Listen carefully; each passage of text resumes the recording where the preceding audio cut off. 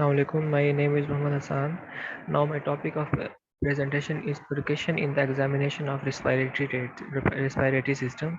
So basically जब भी हमें percussion करते हैं या examination करते हैं respiratory system की करते हैं या precardium की भी करते हैं तो उसके 4 parts होते हैं। सबसे पहले जो होता है उसका हम इंस्पेक्शन करते हैं, फिर पाल्पेशन करते हैं, देन परकशन और लास्ट पे हम उसकी आस्कल्टेशन करते हैं। तो इस टॉपिक में हमने डिस्कस करना है परकशन। सो परकशन एक कौन सी टेक्निक है? परकशन के अंदर हम बेसिकली ये करते हैं कि जो हमारे बॉडी के टैपिंग करते हैं हमारे अपनी बॉडी की।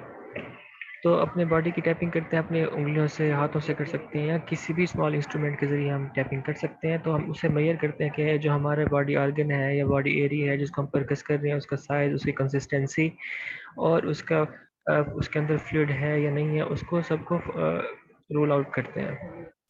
तो परकशन अब देखते हैं percussion in respiratory system. It is useful technique in the examination of respiratory system. Respiratory system के अंदर परकशन इज़ एक बहुत अच्छी टेक्निक है। ये बहुत सारी डिफरेंट एबनॉर्मलिटीज़ को फाइंड आउट करने का ज़रिया है, जैसे प्रेल एफियन है, नीमोथोरेक्स है। ये कैसे रूल आउट करती है, कैसे फाइंड आउट करती है ये डिजीज़ेज़, ये एबनॉर्मलिटीज़? ये ऐसे करती है कि जो लंग्स का नॉर्मल साउंड होता है वो रेजोनेंट होता है, लेकिन जब एबनॉर्मलिटी फाउंड होती है तो रेजोनेंट नहीं रहता, किसी भी वजह से वो चेंज हो सकता है। जैसे प्लूरिफियन के अंदर कोई फ्लूइड लंग्स के अंदर जमा हो जाता है जिसकी वजह से नॉर्मल रेजोनेंट से साउंड डल हो जाती है। उसके बाद परकशन के अंदर जो आपने सबसे ज़्यादा ख्याल रखना है कि अवॉइड करना है कि जो अनकंफर्टेबल परकशन आप कर रहे हैं उसको अवॉइड करना है। पेशेंट को इनकरेज करें आप, और उसकी रजामंदी से आप परकस करें। फिर उसके बाद रेस्पिरेटरी सिस्टम की परकशन करते वक्त हम ख्याल रखते हैं कि सबसे पहले लीवर का जो अपर पार्ट है वहाँ से हम परकस करना स्टार्ट करते हैं। फिर उसके बाद हम इसकी टेक्निक्स देख लेते हैं, इसकी रूल्स देख लेते हैं। सबसे पहले हमने क्या करना है, अपना लेफ्ट हैंड लेना है, उसकी जो मिडिल फिंगर है उसको हम यूज़ करते हैं एज अ फ्लेक्सीमीटर। उसको हमने पैरेलल रख देना है जो उस ऑर्गन के ऊपर जिसको हम परकस कर रहे हैं। तो हम डायग्राम में देख सकते हैं कि जो एरो है वो शो कर रहा है मिडिल फिंगर को। Middle finger work as pleximeter. Pleximeter क्या होता है? फ्लेक्सीमीटर वो होता है जिसको हम कोई फोर्स दे रहे हैं। तो यहाँ पे लेफ्ट हैंड की मिडिल फिंगर फ्लेक्सीमीटर है, इसको हम फोर्स देंगे। तो हम अपने क्या करना है, फ्लेक्सीमीटर को हमने अपनी स्किन के साथ फर्मली कॉन्टैक्ट कर देना है, धंसाना नहीं है स्किन के अंदर खामखा, उसको फर्मली कॉन्टैक्ट कर देना है।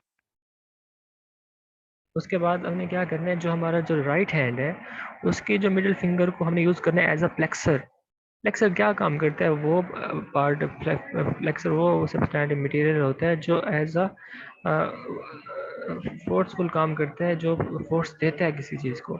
अब हमने फ्लेक्सर को स्ट्राइक करना है फैलेक्स के ऊपर, फ्लेक्सीमीटर के फैलेक्स के ऊपर हमने इसको करते हैं स्ट्राइक। हम डायग्राम में देख सकते हैं इसकी पोजीशन ये होनी चाहिए।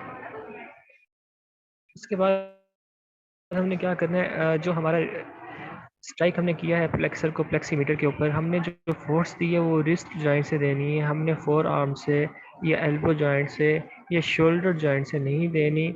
हमने फोर्स देनी है सिर्फ और सिर्फ रिस्ट जॉइंट से। हमने कोई बहुत ज़्यादा फोर्स नहीं देनी, इसलिए हम शोल्डर आर्म या एल्बो जॉइंट को यूज़ नहीं करते। Then strike flexor twice. उसके बाद फ्लेक्सर को हम फ्लेक्सीमीटर के ऊपर 2 दफ़ा हिट करें, 2 दफ़ा स्ट्राइक करें। Do not keep the plexor in contact with the pleximeter, otherwise the character will be change. तो हमने क्या करना है, हमने फ्लेक्सीमीटर को डिटैच कर देना, फॉर उसके साथ अटैच नहीं रखना, फ्लेक्सीमीटर के साथ अटैच नहीं रखना। अगर हम ज़्यादा देर अटैच रखेंगे तो जो साउंड का कैरेक्टर होगा वो चेंज हो जाएगा, हम प्रॉपर साउंड में डिफ्रेंशिएट नहीं कर पाएंगे। Line of percussion should be perpendicular the border of organ to be percussed. अब जो हमारा फ्लेक्सीमीटर है उसकी जो पोजीशन है वो जिस ऑर्गन को हम परकस कर रहे हैं उसके परपेंडिकुलर होनी चाहिए, उसके पैरेलल होनी चाहिए। अब percuss from resonant to dull area. अब हमने रेजोनेंट से डल एरिया परकस करना है। जो लंग्स का नॉर्मल एरिया होता है वो रेजोनेंट होता है। रेजोनेंट मतलब उसके अंदर एयर होती है जिसकी वजह से उसकी जो साउंड होती है वो रेजोनेंट होती है। और फिर हमने उसको परकस करना है। डल साउंड आती है, उसकी रीज़न हो सकती है लेफ्ट साइड पे हार्ट रीज़न हो सकती है, हार्ट जहाँ पे स्टार्ट होता है वहाँ डल साउंड आती है। लोअर साइड पे आए तो वहाँ लीवर होता है, लीवर की वजह से डल साउंड आ सकती है। फिर उसके बाद हमने इसकी साइड वगैरह देखनी है।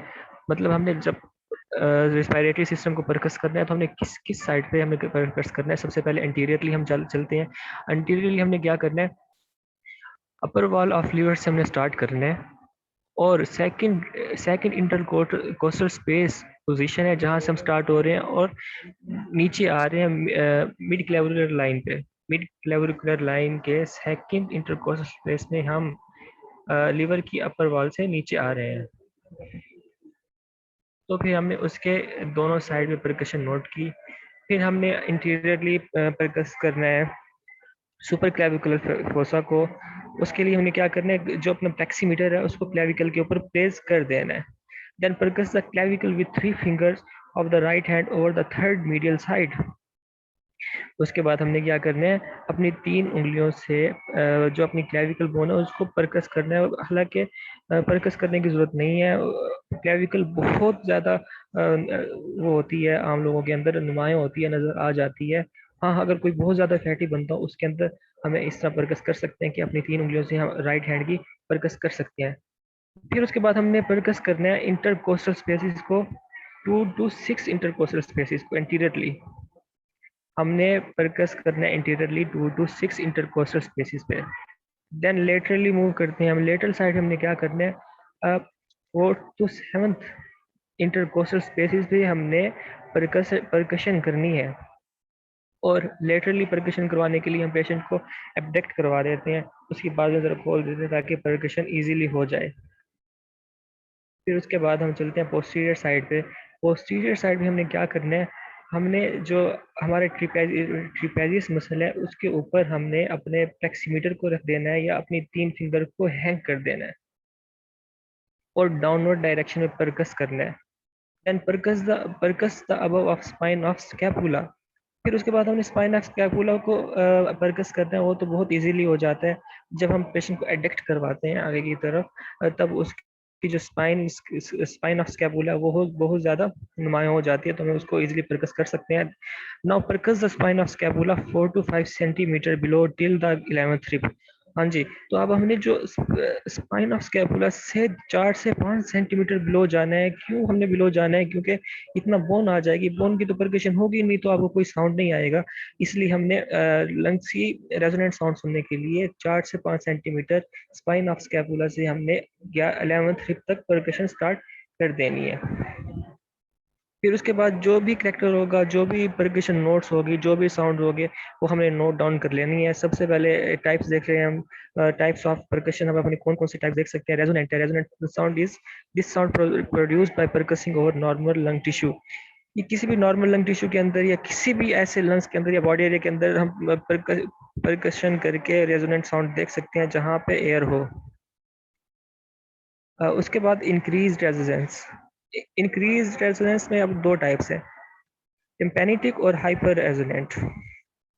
Tympanitic, this percussion is produced when percuss over large air-filled cavity organ e.g. empty stomach।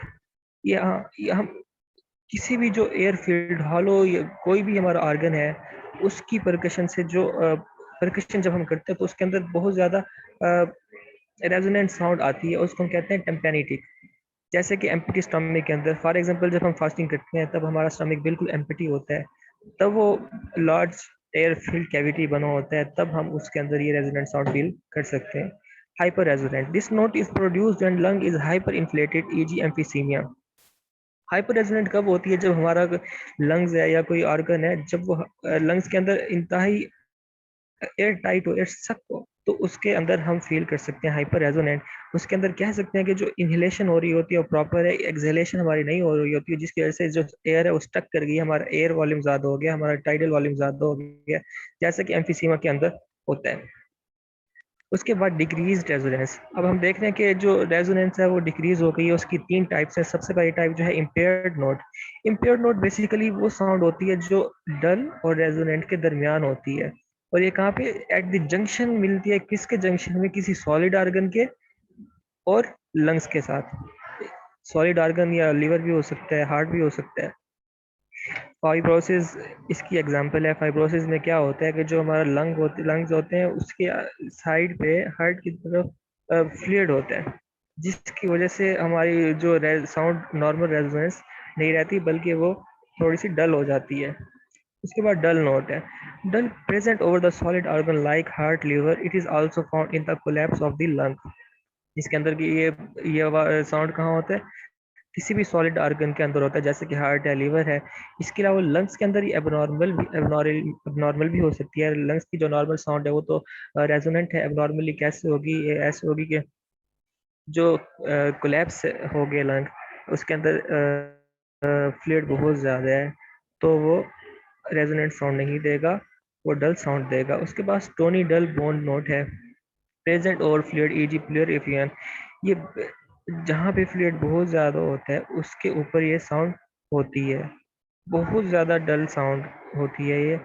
जैसा कि प्लियोर इफियन डिजीज़ है इसकी, रिस्पायरेटरी सिस्टम की, जिसके अंदर बहुत ज़्यादा जो फ्लूइड है लंग्स के अंदर अक्यूमुलेट हो जाता है, जमा हो जाता है, जिसकी वजह से जो वॉइस है, साउंड है, वो स्टोनी डल बोन नोट होता है, तो उसको स्टोनी डल बोन नोट कहते हैं। सो आज का हमारा टॉपिक यहीं तक था। तो थैंक यू। Thank you.